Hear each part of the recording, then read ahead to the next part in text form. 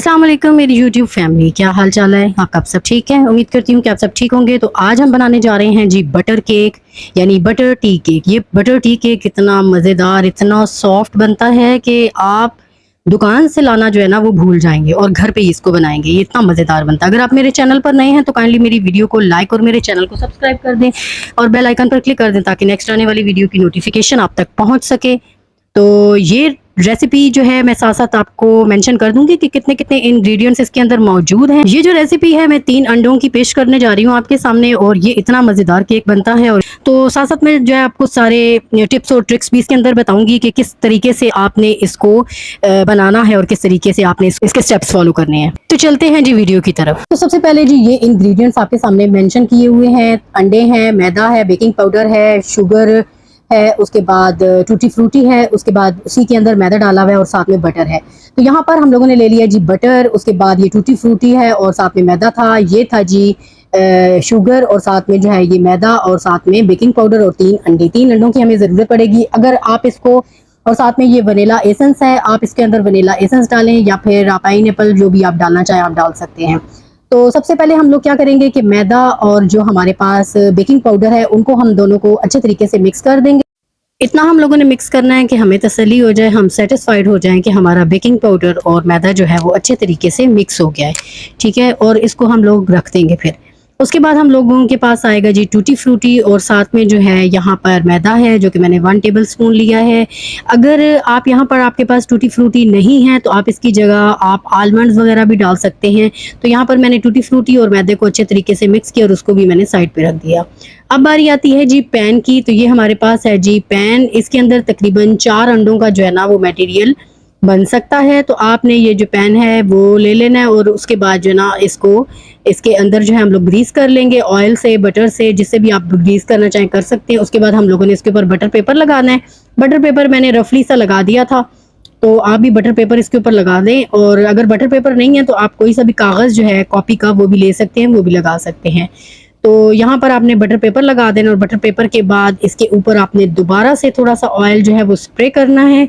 उससे क्या होगा कि जो बटर पेपर है वो वैसे तो चिपकता ही कोई नहीं है, सच्ची जो बात है कि यानी वो बिल्कुल जो है ना वो आसानी से उतर जाता है केक इससे।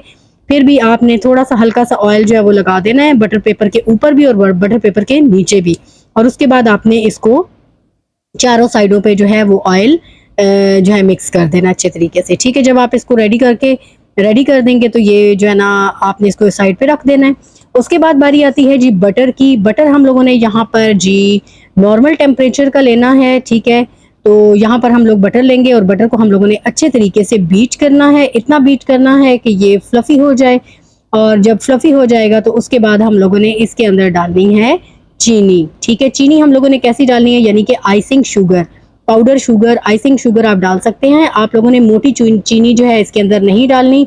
उसकी वजह क्या होगी कि बटर जो है उसके अंदर चीनी जो है वो मिक्स नहीं होती, तो इसलिए आपने बटर के अंदर आइसिंग शुगर ही डालनी है। अब जी यहाँ पर देखें कि मेरे जो बटर था वो बिल्कुल जो है वो जो बीटर के स्पून हैं उनके साथ चिपक गया था। उसकी वजह क्या थी कि मेरा जो बटर था वो बहुत ज़्यादा ठंडा था। तो आपने कोशिश करनी है कि बटर को जो है वो नॉर्मल टेम्परेचर पर लेकर आना है। तो मेरा यहाँ पर बटर थोड़ा ठंडा था, इसकी वजह से वो चिपक रहा था उसके चमचों के साथ, यानी चम्मच जो है उसके बीटर के चम्मच जो है उनके साथ चिपक रहा था। तो यहाँ पर हम लोगों ने अब डाली है जी आइसिंग शुगर। आइसिंग शुगर लेकर हम लोगों ने इसको अच्छे तरीके से पहले मिक्स करना है। यहाँ पर मैंने मिस्टेक क्या कर दी थी, मैंने मिक्स नहीं किया था। मैंने जल्दी में वीडियो के चक्कर में जो है वो मिक्स कोई नहीं किया। तो मेरी जो पाउडर शुगर है, आपको धुआं नज़र आ रहा होगा, ये धुआं नहीं है बल्कि जो आइसिंग शुगर है वो उड़ रही थी। ठीक है, तो आपने ये गलती नहीं करनी। तो यहाँ पर जो है ना आपने अच्छे तरीके से जो है वो पहले मिक्स करना है, उसके बाद आपने बीटर चलाना है। तो यहाँ पर जब हम लोग बीटर चलाएंगे तो हमारा ये अच्छे तरीके से देखिए माशाल्लाह से ये बटर के साथ ये इतने मज़े का टेक्सचर हो जाता है कि दिल करता है बस बंदा जो है ना इसके अंदर चम्मच ही जो है ना वो हिलाता रहे और लगाता रहे। तो यहाँ पर जी हमारी चीनी और अच्छे तरीके से मक्खन जो है वो बीट हो गया था। उसके बाद बारी आती है जी 1 बाय 1 अंडों की। तो यहाँ पर मैंने एक एक करके जो है वो अंडा शामिल किया था। एकदम से आपने सारे अंडे इसके अंदर शामिल नहीं करने, 1 बाय 1 आपने अंडा जो है वो इसके अंदर शामिल करना है। तो यहाँ पर मैंने जो है वो पहला अंडा जो है वो इसके अंदर शामिल किया था और शामिल करने के बाद मैंने इसको अच्छे तरीके से बीट किया। अब यहाँ पर बीट कितना करना है जी, ये बात आती है कि यहाँ पर आपने इतना बीट करना है कि जो अंडा है ना वो बिल्कुल जो है वो नज़र ना आए, ठीक है, अच्छे तरीके से बीट हो जाए, ठीक है। उसके बाद जी हम लोगों ने अच्छे तरीके से मिक्स करना है। फिर हम लोगों ने डालना है जी दूसरा अंडा। दूसरा अंडा भी इसी तरीके से जी हम लोगों ने डाल के उसको अच्छे तरीके से बीटर से बीट करना है। अगर यहाँ पर आप बेशक अंडे को जो है ना वो थोड़ा फेंट भी सकते हैं, ठीक है। उसके बाद जी हम लोगों ने, ताकि ये अंडा जो है वो उड़ के बाहर ना आए, उसके बाद जी यहाँ पर दोबारा से हम लोगों ने इसको अच्छे तरीके से जो है वो बीट कर लेना है, ठीक है। किस किस को? मक्खन को, जो चीनी थी हमारी वो, और साथ में जो हमारा पहला अंडा था और फिर दूसरा अंडा था। अब ये हमारा दूसरा अंडा गया हुआ था। उसके बाद जी हम लोगों ने अच्छे तरीके से बीट किया और बीट करने के बाद हम लोगों ने इसको मिक्स कर लिया।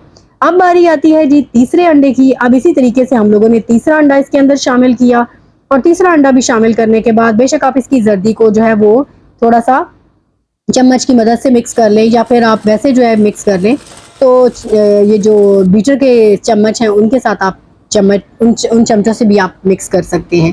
तो यहाँ पर जी हम लोगों ने अच्छे तरीके से मिक्स कर लिया था। उसके बाद बारी आती है जी जो हम लोगों ने मैदा और साथ में बेकिंग पाउडर जो है वो मिक्स किया था। अब ये उसको हम लोग स्टेन कर लेंगे, और स्टेन करने के बाद हम लोग इसके अंदर शामिल कर लेंगे, ठीक है। पहले तो मेरे पास स्टेनर छोटी थी, तो ये मैं स्टेनर जो है काफ़ी दफ़ा जो है मैं जाती थी और मैं देखती भी थी, लेकिन मैं उठा के नहीं लाती थी बस। लेकिन इस दफ़ा जो है ना मैंने बस ले ही ली। मैंने कहा चलो जो है ना केक वगैरह बनाने होते हैं तो उसके लिए जो है ना इस जो है वो स्ट्रेनर की ज़रूरत पड़ती है। तो यहाँ पर भी हमारे पास अब तीनों अंडे, बटर और साथ में शुगर और साथ में वनीला एसेंस, यहाँ पर आप पहले भी डाल दें या फिर अब डाल दें, आपकी अपनी मर्ज़ी है। वो हम लोगों ने डाल दिया और साथ में हम लोगों ने इन सारी चीज़ों को अच्छे तरीके से मिक्स कर लेना है, ठीक है। जब ये मैदा अच्छे तरीके से मिक्स हो जाएगा उसके बाद हम लोग इसके अंदर डालेंगे जी टूटी फ्रूटी, ठीक है। अब यहाँ पर देखिए आपका जो टेक्सचर है वो इस तरह का होना चाहिए। अगर आपका टेक्सचर इस तरह का नहीं है तो इट्स मीन आपका बैटर जो है वो वेस्ट हो गया है। यहाँ पर मुझे थोड़ी देर जो है वो बीटर चलाना पड़ा था, क्योंकि ये जो है ना बीटर की मदद से जो है वो अच्छे तरीके से बीट हो जाता है। तो चम्मच से बीट नहीं हो रहा था, अच्छे तरीके से मिक्स नहीं हो रहा था, तो इसलिए मैंने थोड़ी देर बीटर चलाया और बीटर चलाने के बाद मैंने इसको अच्छे तरीके से मिक्स कर लिया। तो यहाँ पर देखें जी माशाल्लाह से टेक्सचर जो है वो बड़ा ही ज़बरदस्त किस्म का आ गया। उसके बाद जी अब मैं बारी आती है जी इसके अंदर टूटी फ्रूटी को ऐड करने की। मैं आपको पहले भी बता चुकी, अगर आपके पास टूटी फ्रूटी नहीं है तो आप कोई से भी नट्स जो है वो इसके अंदर डाल सकते हैं, या आप पे डिपेंड है। तो यहाँ पर जी मेरे पास टूटी फ्रूटी थी और मैंने टूटी फ्रूटी आप अपनी जो है ना वो क्वांटिटी के मुताबिक भी डाल सकते हैं। वैसे तो आप अगर 150 के ग्राम मैदा वगैरह है तो आप इसको भी, इसकी क्वांटिटी को भी जो है वो 150 के ग्राम करें। और अगर आपके पास जो है फ़र्ज़ करें कि 150 ग्राम नहीं है तो कम अज़ कम आप 75 से 100 ग्राम के करीब जो है वो इसके अंदर टूटी फ्रूटी मस्ट डालें, ठीक है। तो यहाँ पर मैंने जो मैदे के अंदर टूटी फ्रूटी को मिक्स किया हुआ था वो मैंने अच्छे तरीके से मिक्स करने के बाद इसके अंदर बैटर के अंदर डाल दिया है, जो कि मेरा बटर वाला बैटर है। और फिर मैंने इनको अच्छे तरीके से मिक्स कर लिया। आप देखें माशाल्लाह से टेक्सचर की पोजीशन किस तरह से जो है वो हो गई है, माशाल्लाह से बड़ा ही ज़बरदस्त क्रीमी फॉर्म में आ गया है। तो आपकी भी यही फॉर्म आनी चाहिए। अगर आपकी ये फॉर्म बनती है तो इट्स मीन आपका बैटर जो है वो ज़बरदस्त है, और अगर आपकी ये फॉर्म नहीं बनती तो इट्स मीन आपका बैटर अच्छा नहीं बना, और फिर केक भी ज़ाहिर अच्छा नहीं बनेगा। अगर आपका बैटर हार्ड है तो आपका केक भी हार्ड बनेगा, और अगर आपका बैटर जो है वो नरम है तो इट्स मीन आपका जो केक है वो भी बहुत ज़बरदस्त किस्म का बनता है। तो यहाँ पर जी हमारा मोल्ड जो कि हम लोगों ने ऑलरेडी इसको प्रिपेयर किया हुआ था, तो ये जो है मैंने इसको निकाला, और निकालने के बाद जो है मैंने इसको ग्रीस मैंने ऑलरेडी किया हुआ था। जब आप कुकिंग करने जाएं तो आप साथ ही जो है वो मोल्ड को रेडी कर लिया करें। साथ ही जो है मैंने इसके अंदर प्री हीट कर दिया था अपने स्टोव को भी, अपने चूल्हे को भी जो है ना वो देगचा चढ़ा दिया, और देगचा चढ़ाने के बाद मैंने इसको जो है वो गर्म करने के लिए रख दिया था। तो यहाँ पर जी ये मेरा बटर था, बटर केक था जो कि मैं डाल रही थी, बटर का बैटर था जो कि मैं डाल रही थी इसके अंदर मोल्ड के अंदर माशाल्लाह से। तो ये बड़ा ही ज़बरदस्त किस्म का बन गया था। उसके बाद जी मैंने यहाँ पर ये चम्मच की मदद से इसको लेवल किया, और लेवल करने के बाद जो है मैंने इसको तकरीबन ये 40 मिनट जो है वो लगे थे इसको बेक होने में। तो उस दौरान आपने बिल्कुल भी जो है वो कोशिश ये करनी है कि जो आपको टाइम दिया जाता है बेकिंग का, अगर फ़र्ज़ करें आपको 30 मिनट्स कहे गए हैं तो 30 मिनट्स में आपने बिल्कुल भी मोल्ड जो देगचे का ढक्कन है, जो ओवन है, उसको आपने बिल्कुल भी नहीं जो है ना वो उठाना, ठीक है। यहाँ पर जी मैं कर रही थी थोड़े से जो टूटी फ्रूटी हैं वो ऊपर मैं कर रही थी।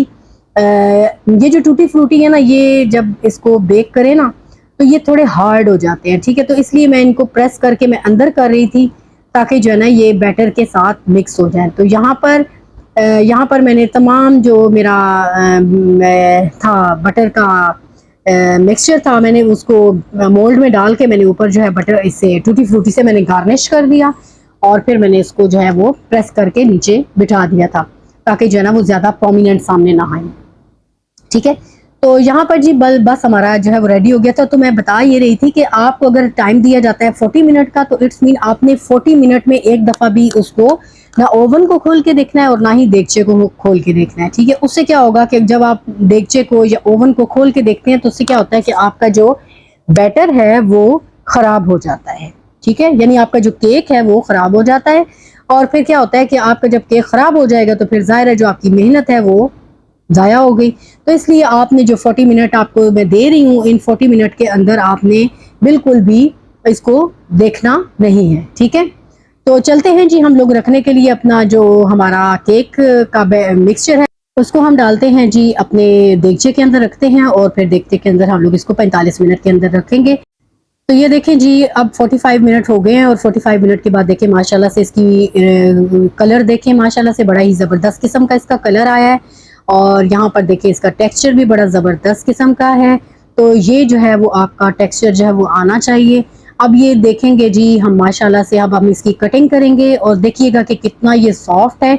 इतना ये सॉफ्ट केक बनता है कि आप इसको एक बार बनाएंगे तो आप जो है वो हमेशा इसी को ही बनाएंगे और इसी को ही खाएंगे, ठीक है। तो माशाल्लाह से ये बड़ा ज़बरदस्त किस्म का बना था।